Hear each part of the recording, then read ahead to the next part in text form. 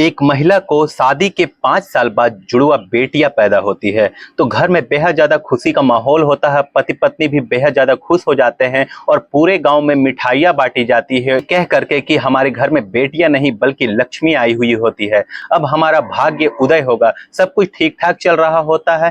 शादी योग जब बेटियां हो जाती है तब उन दोनों जुड़वा बेटियों की शादी एक ही घर में सगे भाइयों के साथ कर दी जाती है। शादी बहुत धूमधाम से होती है। दूसरे दिन प्रीति भोज का फंक्शन रखा जाता है तो महिला भी गई हुई होती है जो जुड़वा बेटियों की मां होती है। तो उसने अपने सामने दामाद के साथ बेटियों को भी आते हुए देखा तो दोनों ही बेटियां लंगड़ाते हुए चल रही होती है। वह बेहद ज्यादा परेशान हो जाती है कि कल तक हमारी बेटियां जो होती है सब कुछ ठीक ठाक होती है, लेकिन रात भर में ही ऐसा हमारे बेटियों को क्या हो जाता है कि दोनों लंगड़ा करके चल रही होती है।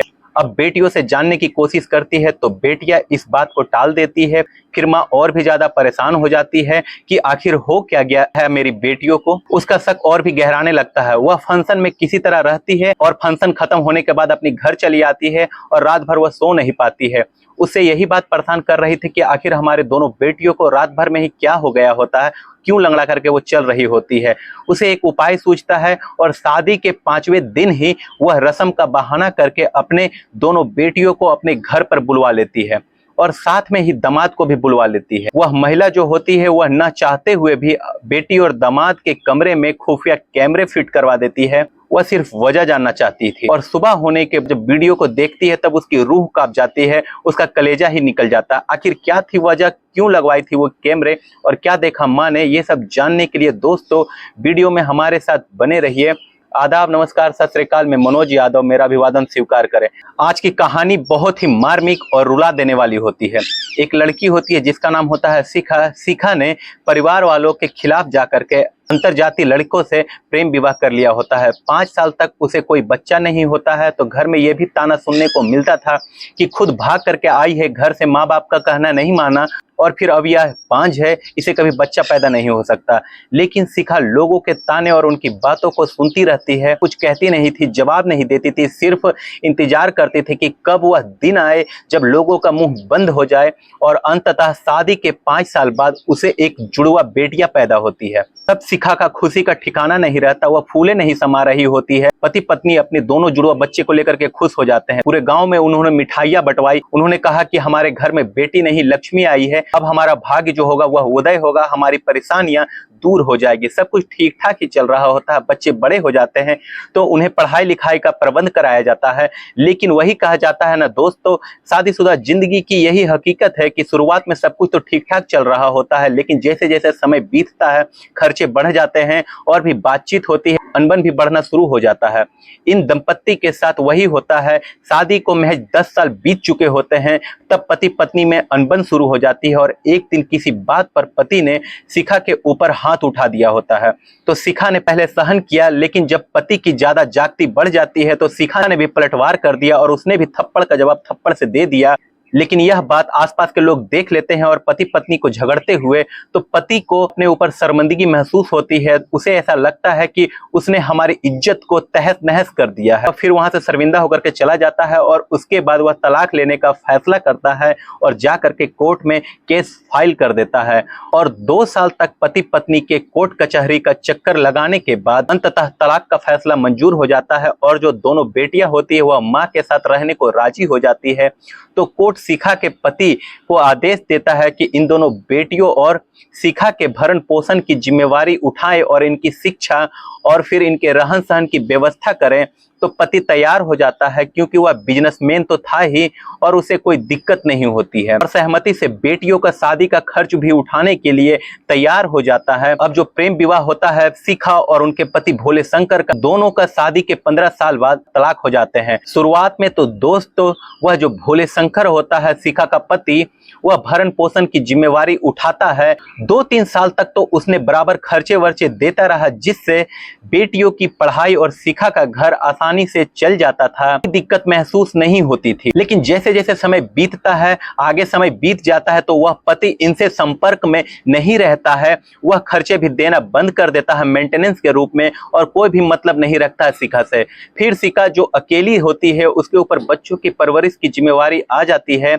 अब वह बेचारी करती तो क्या करती, बेटियों के ऊपर से पिता का छत्र छाया बिल्कुल नहीं था। अब वह अकेले जिम्मेवारी उठाती है उनकी परवरिश का, पढ़ाई लिखाई का, खाने पीने का, और इसलिए वह जा करके मनरेगा में काम करने लग जाती है। और फिर उसने कभी ऐसा सोचा भी नहीं था कि जिसके साथ आज मैं प्रेम विवाह कर रही हूँ, जीने मरने की कस्में खा रही हूँ, बेटियों के होने पर जिसने खुशी मनाया था, उसने कभी ऐसा नहीं सोचा था कि आगे चल करके ऐसा कभी दिन आएगा। लेकिन मरता क्या ना करता, मजबूरी में उसे काम करना पड़ता है। अब वह मुश्किल से दोनों बेटियों की पढ़ाई लिखाई और घर का खर्च चला पाती थी मनरेगा में काम कर करके। और उसकी बेटियां जब धीरे धीरे सयानी होने लगी, बड़ी होने लगी, तो उसे उसकी शादी की चिंता सताने लगती है। एक दिन वह थोड़ा उदास होकर के बैठी होती है, तभी उसके पास एक सहेली आती है। वह शिखा को उदास देखा तो उससे हाल चाल जानना चाहा, वजह क्या है। तो शिखा ने अपनी आपबीती बताई हुई होती है। वह भी उसमें बात दोहराती है कि मैंने भी अपनी बेटी का शादी किया तो उसकी सास जो होती है उस पर बेहद ज्यादा प्यार छिड़कती थी। पहली बार जब गई हुई होती है तो हमेशा उसका ख्याल रखा करती थी, खाने पीने से लेकर के रहने तक कोई दिक्कत नहीं होता था। जब मेरी बेटी दूसरी बार गई हुई होती है तब उसने कहा कि माँ, जितना प्यार तो मेरी सासू माँ मुझे करती है उतना प्यार तो आप भी मुझे नहीं करती थी। तो मैंने अपनी बेटी से कहा कि बेटी तुम खुश रहो, मैं यही आशा रखती हूँ। 2 बार तो ऐसे ही रहा। फिर कुछ दिन रही मेरी बेटी, जब आने के बाद तीसरी बार गई हुई होती है ससुराल, तो उसकी सास ने अपना रंग दिखाना सास वाला शुरू कर दिया होता है। वह मेरी बेटी को दहेज के लिए प्रताड़ित करती और भी कई तरह की बातों बातों में उलाहना देती। उसके असलियत का मुझे बाद में पता चलता है, लेकिन मैं क्या कर सकती थी, वह तो मुझसे बेहद बड़ी भूल हो जाती है। लेकिन जो शिखा, तुम ऐसी अपनी बेटियों की शादी मत करना, बेहद ज्यादा जांच पड़ताल करना, देखभाल कर करके बेटियों की शादी करना। तो शिखा कहती है ठीक है। साल भर बीत जाता है तो शिखा ने अपनी सहेली से कहा, क्योंकि वह प्राइमरी में अध्यापिका होने के साथ ही साथ शादी विवाह के लिए मध्यस्थता भी करवाती थी। तो साल भर बाद शिखा की सहेली ने बताया कि एक घर है जो बेहद ठीक ठाक है, और फिर घर में जो है कि 2 सगे भाई होते हैं लेकिन उनके पिता नहीं होते हैं।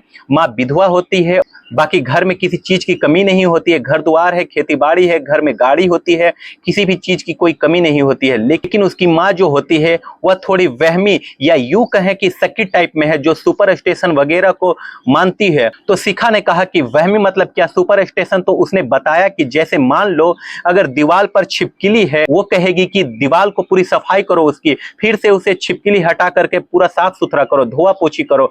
इसी तरह और भी है, अगर कोई मक्खी बैठ जाती है तो सीधा हटाओ, उसे फेंक दो, जिस पर बैठी होती है फेंक दो सामान को और उसे साफ सुथरा करो। ऐसे भी बहुत तरह के। शिखा कहती है कि मतलब वह साफ सफाई उसे बेहद ज्यादा पसंद होता है। मेरी भी बेटियां इस चीज को बेहद ज्यादा एक्सेप्ट करती है, कोई दिक्कत की बात नहीं होने वाली है। तो जो शिखा की सहेली थी वो कहती है कि ठीक है। फिर वह बात को आगे बढ़ाती है और फिर दोनों का रिश्ता पक्का हो जाता है। जो लड़के वाले होते हैं वो कहते हैं कि मुझे दहेज में कुछ नहीं चाहिए होता है, सिर्फ लड़की योग होनी चाहिए, पढ़ी लिखी होनी चाहिए। तो शिखा कहती है कि ठीक है, मैंने तो बेटियों को पढ़ाया लिखाया, संस्कार दिया है, कोई दिक्कत है नहीं। तो शिखा भी यह सोचती है कि दहेज देने की मेरी औकात और हैसियत तो नहीं है। और जो शिखा की सहेली होती है तो उसने भी आश्वासन दिया था कि जो कुछ भी मुझसे हो सकेगा मैं भी तुम्हारी बेटियों की शादी में मदद करूंगी। शादी पक्की हो जाती है। उधर लड़कों की माँ जो होती है वह विधवा होती है, और इधर जो बच्चियों की जो माँ होती है वह तलाकशुदा होती है। लेकिन दोस्तों, कहानी में ट्विस्ट अब आता है। भोले शंकर होता है शिखा का पति, यानी कि लड़कियों का पिता। वह उस विधवा महिला से शादी कर लेता है जो लड़कों की माँ होती है। उसके बाद वह अपने बिजनेस टूर पे चला जाता है। व्यवसाय तो उसका था ही, लेकिन जिस दिन शादी की तारीख होती है उससे कुछ दिन पहले ही भोले शंकर अपने घर आता है और बेटों की बारात लेकर के बहुत धूमधाम से आता है शिखा के घर। उसे पहले से पता नहीं होता है कि यहाँ पर आने के बाद उसे पता चला कि ये तो मेरी ही बेटियां होती है, और शिखा जो होती है मेरे ही तलाकशुदा पत्नी होती है, जो मेरी अब समधन बनने जा रही है। लड़कों के साथ पिता को देखा बारात में आए हुए तो शिखा के पहचान जाती है। भले ही तलाक हुए 10 साल बीत चुका होता है, लेकिन वह अपने पति को कैसे भूल सकती है जिसके साथ वह 15 साल का समय बिता चुकी होती है। उसके आंख में आंसू आ जाते हैं, लेकिन वह कुछ नहीं कह पाती, इसलिए कि शादी में व्यवधान पैदा ना हो, और अपने आंसुओं के घूंट को पी जाती है। पूरे रस्मों और रिवाज विधि विधान से शादी होती है। उसके बाद जो धूमधाम से दोनों जुड़वा बेटियां दुल्हन बन करके अपने ससुराल जाती है। वहां जाने के बाद दूसरे दिन प्रीति भोज का फंक्शन रखा जाता है, या फिर यह कहे कि रिसेप्शन का। वहां पर शिखा भी जाती है, और शिखा थोड़ा पहले पहुंच जाती है। तो दामाद के साथ अपने दोनों बेटियों को आते हुए शिखा देखती है तो बड़ा अचंभित हो जाती है क्योंकि दोनों ही बेटियां अपने अपने पति के साथ लंगड़ाते हुए आ रही होती है। शिखा यह सोचने लगते कि कल तक तो हमारी बेटियां जो होती है भली चंगी थी, ठीक ठाक थी, रात भर में ही इन्हें क्या हो गया है, कुछ समझ नहीं पाती है। इस बात को जानने का प्रयास वह अपने बेटियों से करती है, वह भी टाल देती है। तब तो शिखा और भी ज्यादा हैरान और परेशान हो जाती है। उसे शक होता जा रहा था कि आखिरकार हुआ क्या है, मैं इस बात को जानना चाहती हूँ। किसी तरह रिसेप्शन खत्म होता है, उसके बाद शिखा अपने घर चली आती है। अब उसे दुख था कि बेटियों के इस तरह का होने का भी और अपने तलाकशुदा पति के देख लेने का भी। रात भर उसे नींद नहीं आती, वह परेशान सी रहती है और फिर उसे एक उपाय सूझता है। शादी के 5वें दिन ही वह बेटियों को पग फेरे का बहाना करके अपने घर बुला लेती है और कहती है कि यह हमारे यहाँ रस्म होती है कि बेटियां शादी के 5वें दिन एक बार अपना पांव अपने मायके जाकर के फेर आए।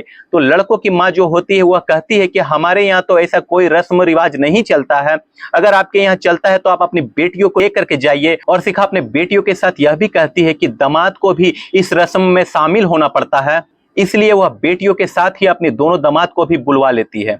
लेकिन दोस्तों, शिखा की परेशानियां यहाँ पर खत्म नहीं होती है। वह माँ होती है, मजबूर होती है, तलाकशुदा होती है, लेकिन क्या करती वह वजह जानने के लिए हैरान और परेशान हो जाती है। ना चाहते हुए भी अपने घर बुला करके बेटी और दामाद के कमरे में खुफिया कैमरे फिट करवा देती है। सुबह होने के बाद जब वीडियो को देखती है जो कैमरे से रिकॉर्ड होता है, तो शिखा की चीख निकल जाती है, उसकी रूह कांप जाती है।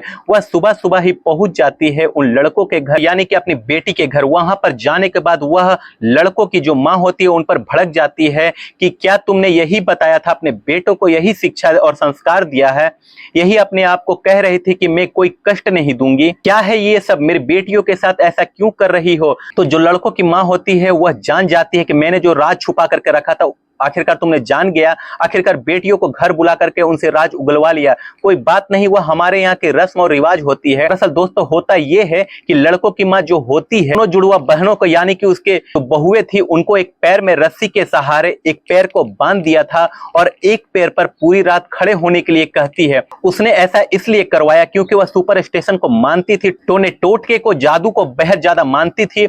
उसका कहना यह था कि अगर इस तरह से करवा दिया तो ये 7 दिन तक ऐसे ही चलता है। अगर 7 दिन तक लड़की ने एक पैर पर खड़े रह करके सुबह तक बिता लिया होता है तो बाद में वह घर गृहस्थी के लिए बेहद ज्यादा सुखी होती है और अच्छी होती है और अपने पति को परमेश्वर मानती है। लेकिन ऐसे भी रस्मों और रिवाज बेहद ज्यादा हैरान और परेशान करने वाले होते हैं। अब शिखा की माँ भी उसकी सोच से, उसके इस तरीके से बेहद ज्यादा परेशान हो जाती है और कहती है कि मैं अपनी बेटियों की विदाई अब नहीं करूंगी। लेकिन जो लड़के होते हैं दोनों दामाद, वह बेहद ज्यादा पढ़े लिखे होते, वह इन सब बातों में विश्वास नहीं करते थे। वह आश्वासन देते हैं, दिलासा दिलाते हैं लड़कियों की मां को, कहते हैं कि आपकी बेटियों के साथ अब ऐसा नहीं होगा।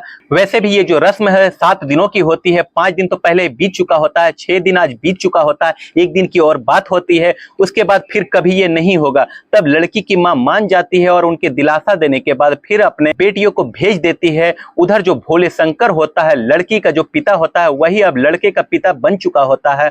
जो बेटियां उसकी होती है वह बहू बन करके उसके घर में आ गई होती है। दुख तो उसे भी होता है शिखा को छोड़ने का, लेकिन अब वह क्या करता, शादी कर चुका होता है विधवा औरत से और फिर वही बेटियां उसकी बहू बन जाती है। फिर एक दिन वह अपनी पत्नी से कहता है कि यानी जो दूसरी पत्नी होती है, लड़कों की माँ होती है, ये जो बेटियां हैं ये तो मेरी ही बेटियां हैं और जो शिखा है वह मेरी ही तलाकशुदा पत्नी होती है, मैं ही उसका पति होता हूं। जब यह सारा राज वह बताते हैं तो बताता है कि वह जो लड़कों की माँ होती है वह असमंजस में पड़ जाती है कि अब मैं क्या करूं। फिर वह कहती है कि अगर शिखा राजी है तो तुम उसे भी इस घर में ला करके बुला लो, वह बेचारी अकेली घर में रहेगी, हम लोग यहाँ सब लोग मिल करके मजे में रहेंगे। तो भोले शंकर अपने तलाकशुदा पत्नी से आग्रह करता है, लेकिन शिखा यह कह करके टाल देती है कि अब मैं किसी की खुशियों में व्यवधान नहीं डालना चाहती हूँ, अब मैं किसी की खुशियों पर ग्रहण नहीं लगाना चाहती हूँ। अपने पति भोले शंकर से कहती है कि आखिर मेरी क्या गलती थी, बच्चों को पालना मेरी गलती थी या फिर घर गृहस्थी संभालना मेरी गलती थी,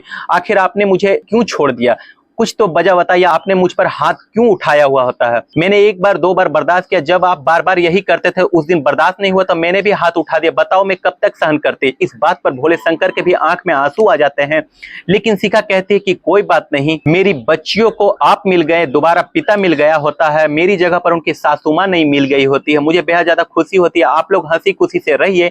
और शिखा जो होती है फैसला करती है अपने जीवन से कुछ अलग करने की और वह जा करके एक मंदिर में भिक्षुक बन जाती है। और वहीं पर भगवान की सेवा सत्कार करने लगते हैं। तो दोस्तों, आज की यह दुख भरी कहानी आप लोगों को कैसी लगी, कमेंट सेक्शन में अपनी प्रतिक्रिया जरूर देना। वीडियो अच्छी लगी हो तो चैनल को लाइक शेयर सब्सक्राइब करना ना भूलें। मिलते हैं अगले किसी नई वीडियो में, तब तक के लिए जय हिंद जय भारत।